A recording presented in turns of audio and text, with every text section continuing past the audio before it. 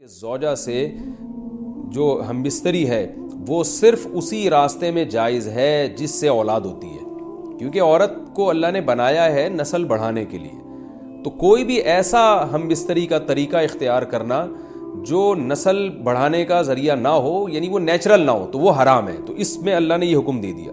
تو اس سے صاف یعنی حدیث سے بھی پتہ چلتا ہے اور تمام فقہاء کا اجماع بھی ہے اس آیت کی روشنی میں کہ مسئلہ تھوڑا حیا کے خلاف ہے، لیکن میرا خیال ہے بتانا ضروری ہے کہ پچھلے راستے سے عورت سے ہم بستری کرنا بالکل حرام ہے، ناجائز ہے.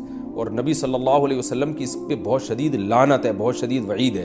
تو یہ بالکل اللیگل ہے اسلام میں کہ عورت کے پچھلے راستے سے اس سے ہم بستری کی جائے. جو لوگ لڑکوں سے بدفعلی کے عادی ہوتے ہیں ان کو یہ ایک چسکا لگ جاتا ہے، تو یہ حرام ہے، ناجائز ہے، کیونکہ اللہ نے بتا دیا کہ یہ تمہارے لیے بمنزلہ کھیت.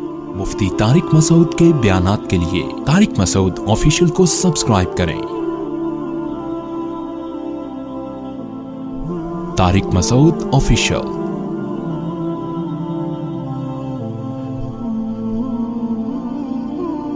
اللہ نے ارشاد فرمایا نساؤکم حرث لکم، تمہاری عورتیں تمہارے لیے بمنزلہ کھیت کے ہیں. حرث عربی میں کھیت کو کہتے ہیں. تو بمنزلہ کھیت کے ہیں. جیسے بیج ڈالا جاتا ہے کھیت میں اور اس سے پیداوار بڑھتی ہے، تو عورت کی جو ایک حیثیت ہے، نیچر نے جو اس کی ایک حیثیت متعین کی ہے، وہ بھی ایک نسل بڑھانے کا ذریعہ ہے، جس میں مرد کا جو اسپم ہے وہ بطور بیج کے ہے اور جو اولاد ہے وہ ایک پیداوار کی طرح ہے. تو اللہ نے یہ یاد رکھیں، اس آیت کو بہت سارے غیر مسلموں نے عورت کے خلاف بہت نیگیٹیوٹی پھیلائی ہے کہ دیکھو اسلام عورت کی توہین کرتا ہے، اس کو کھیتی سے تعبیر کرتا ہے. تو کچھ لفظ کسی اور زبان میں جب وہ جاتے ہیں تو وہ توہین کا معنی دیتے ہیں. عربی میں جو حرث کا معنی ہے یہ تعظیم کے لیے ہے، توہین کے لیے نہیں ہے. اردو میں جو کھیتی کا معنی ہے وہ توہین کے لیے استعمال ہوتا ہے. کھیتی یعنی جو پاؤں میں روندی ڈالنے والی، اور زمین جو ہے پاؤں میں گویا روندی، اس کو روندا جا رہا ہے. تو اس لیے اس کا اردو میں بالکل اسی طرح جو لوگ ترجمہ کر دیتے ہیں کہ عورتیں تمہاری کھیتیاں ہیں، تو یہ ترجمہ میرا خیال ہے اس لیے درست نہیں ہے کہ اردو میں اس کا مفہوم ہی چینج ہو جاتا ہے. یعنی گویا ایک عزت کے لیے جو لفظ اللہ نے استعمال کیا وہ ذلت کا ذریعہ بن جاتا ہے.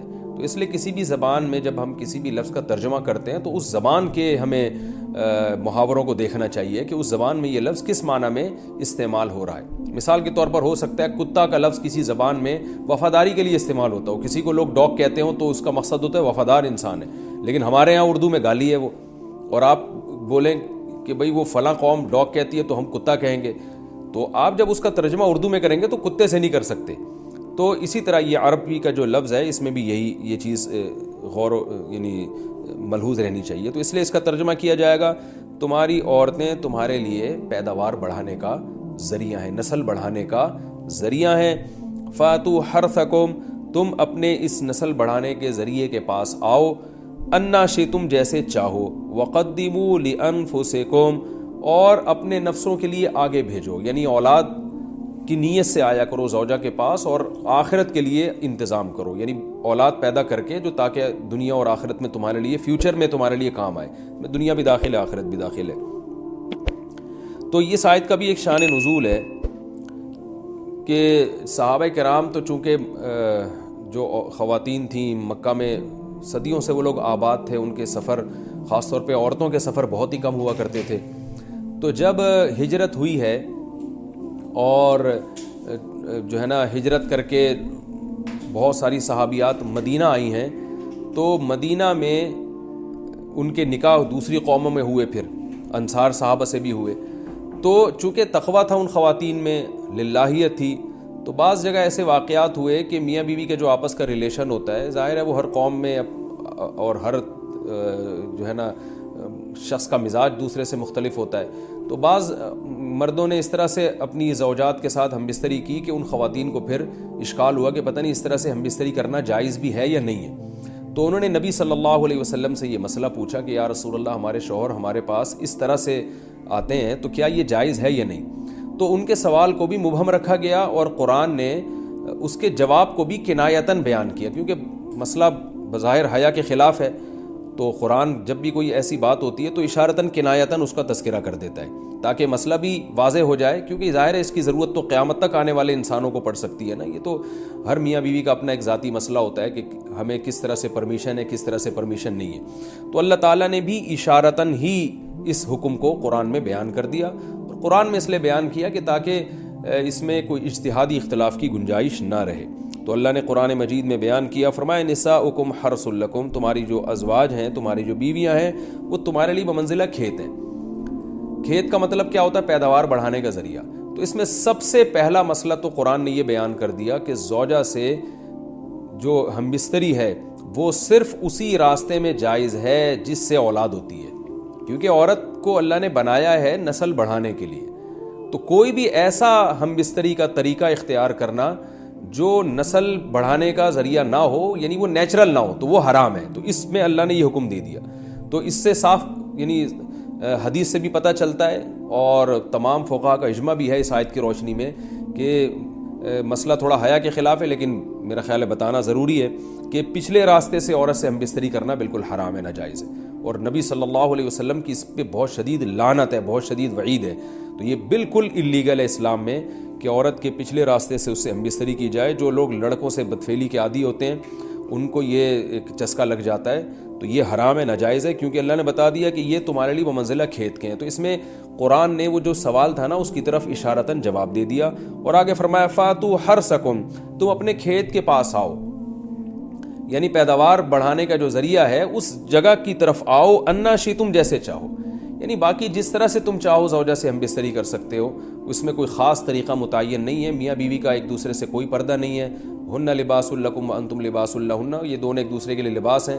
تو اس میں طریقہ کار کوئی بھی ہو سکتا ہے، کسی بھی طرح سے کرنا چاہو ایک دوسرے سے لطف اندوز ہو سکتے ہو، لیکن فاتو حرثکم آنا موضع حرث میں ہے۔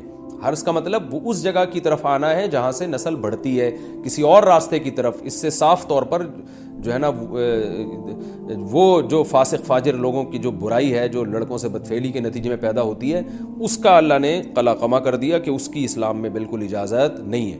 باقی طریقہ کار کیا ہوگا یہ تمہارے اوپر، اس کی اللہ نے تمہیں اجازت دی ہے۔ وَقَدِّمُوا لِأَنفُسِكُمْ، اور چونکہ بار بار حرث کا تذکرہ ہو رہا ہے کہ نسل بڑھانے کا، تو اس لیے اللہ نے فرمایا کہ قدموا لانفسکم، اپنی ذات کے لیے فیوچر میں انتظام کرو۔ قدموا کا مطلب آگے بھیجو اپنی ذات کے لیے سرمایہ۔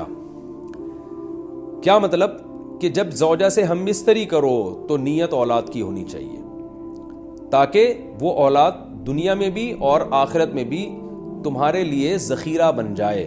تو یہ نسل بڑھانے کی بہت زبردست ترغیب ہے اس آیت میں، اور اس آیت میں اللہ نے عورت کا کہ بہت ساری ذمہ داریوں میں سے ایک بڑی ذمہ داری کا بھی بیان بتا دیا کہ عورت کو اللہ نے بنایا ہے، جو مرد اور عورت کا جو فرق رکھا ہے نا، اس فرق کی بڑی وجہ یہی ہے کہ مرد کے اسپم کو اللہ نے بیج کے طور پہ پیدا کیا ہے، اور عورت کو اللہ نے زمین کے طور پہ۔ تو بیج اور زمین کے ملاپ کا بنیادی مقصد ہی نسل بڑھانا، پیداوار بڑھانا ہوتا ہے، نہ یہ کہ نسل روکنا۔ آج فیملی پلاننگ والوں نے اس آیت کی دھجیاں اڑا دی ہیں، اور جو پوری دنیا میں ایک بیہودہ قسم کی تحریک چل رہی ہے، یہ آیت بالکل اس کی نفی کر رہی ہے۔ اس لیے اللہ نے فرمایا، اچھا اللہ نے اس کا بھی جواب دے دیا کہ جو فیملی پلاننگ والے کہتے ہیں نا نسل بڑھنے سے تمہارا نقصان ہوگا، خرچے بڑھ جائیں گے، تو اللہ فرماتا ہے قدموا لانفسکم، تمہارا فیوچر بن جائے گا، سنور جائے گا، کیونکہ اولاد پہ اتنی انویسٹمنٹ نہیں ہوتی جتنا اس کا آؤٹ پٹ ہوتا ہے۔ ان پٹ کم ہے، آؤٹ پٹ زیادہ ہے، انویسٹمنٹ کم ہے، اس کے جو پروفٹ ہے وہ زیادہ ہے، دنیا میں بھی اور آخرت میں بھی۔ تو اللہ نے فرمایا اپنے نفس کے لیے، فیوچر کے لیے انتظام کرو، بڑھاپے کے لیے انتظام کرو۔ تمہارے بیٹے ہوں گے، بیٹیاں ہوں گی، پوتے ہوں گے، نواسے ہوں گے، بہویں ہوں گی، یہ دنیا کا مستقبل اور آخرت کا مستقبل کیا ہے۔ جو عبداللہ بن عمر رضی اللہ تعالیٰ عنہ نے جب نکاح کا ارادہ ترک کیا تو آپ کی جو ہمشیرہ تھی حضرت حفصہ، انہوں نے فرمایا کہ نکاح کرو، تمہارے اولاد ہوگی، دنیا سے جاؤ گے تو تمہارے لیے دعائیں مانگے گی، تو یہ آخرت کے لیے ذخیرہ ہے۔ تو اس لیے اللہ نے فرمایا کہ آخرت کے لیے ذخیرہ کرو، واتقوا اللہ، اور اللہ سے ڈرو، واعلموا انکم ملاقوہ، اور جان لو کہ تم نے ایک دن اللہ سے ملاقات کرنی ہے۔ تو جتنے حکام اللہ نے تمہیں اس آیت میں دیے ہیں ان تمام حکام کو تم نے فالو کرنا ہے۔ وبشر المومنین، اور ایمان والوں کو خوشخبری سنا دیں۔